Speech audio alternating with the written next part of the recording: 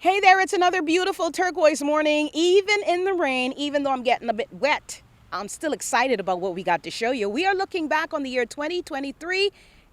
We're taking you along for the ride. Wake up! It's time for Turquoise Morning. The people, the places, the plans of the Caribbean with DeAndre Hamilton.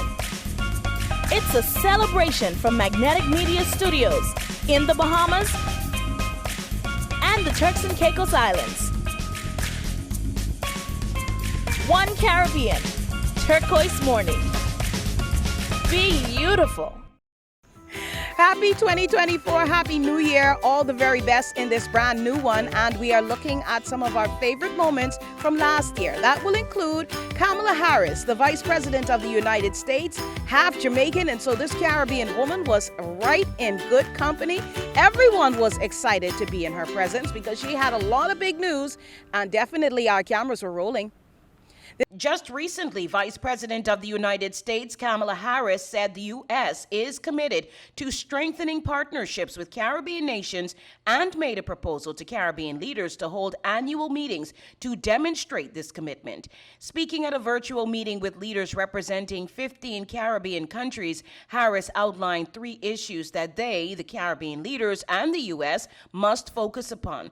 These are economic recovery, security, and climate change and energy. In giving her opening remarks, the Vice President highlighted why that focus was crucial and how the United States can assist. The United States is the Caribbean's biggest economic partner. This partnership benefits the economy of the United States, just as it benefits your economies. So we will explore today how we can strengthen that economic partnership. On the issue of security, I know from many of you that you are particularly concerned about the trafficking of drugs and guns and the associated violence. That is why today's agenda includes a discussion of additional funding and other support the United States can offer to reduce violence in the region. And third, we will discuss the urgent issue for our entire planet, the issue of the climate crisis.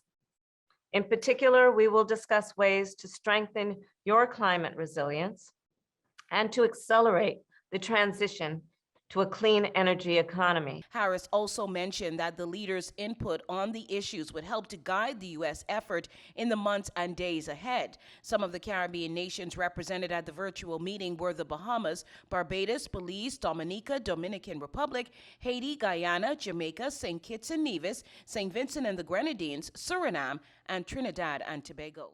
You could just imagine the high level of security for such a high-level meeting. The U.S. and Caribbean leaders meeting held at the Atlantis Resort, where an over $100 million package was announced by U.S. Vice President Kamala Harris. From the arrival to the meetings, the U.S. Caribbean leaders meeting was something new, and it was heartening to hear that over 4 sessions with Caribbean countries, the White House has become better acquainted with the challenges of these small island developing states. And according to Vice President of the U.S., Kamala Harris, she is pitching these perspectives in global meetings, including an upcoming G20.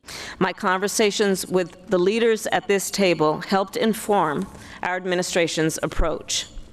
We seek more availability of low-cost concessional financing to nations in the Caribbean. The Caribbean is concerned about the effects of climate change and trying to shore up energy security.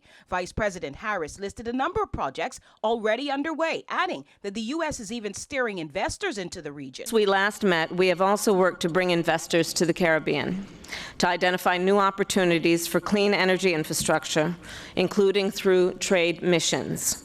We have provided $28 million in food security assistance, and we have invested in the Blue-Green Investment Corporation. On top of over $100 million to the Caribbean, new presence for the U.S. The United States supports the development of a multinational force to Haiti. And today I am pleased to announce $53.7 million in new humanitarian aid for Haiti. And quite an historic visit, right? The U.S. Vice President Kamala Harris coming to the Bahamas in an official capacity, holding these meetings with CARICOM country leaders as well as the Dominican Republic. First time something like this has happened in around 50 years.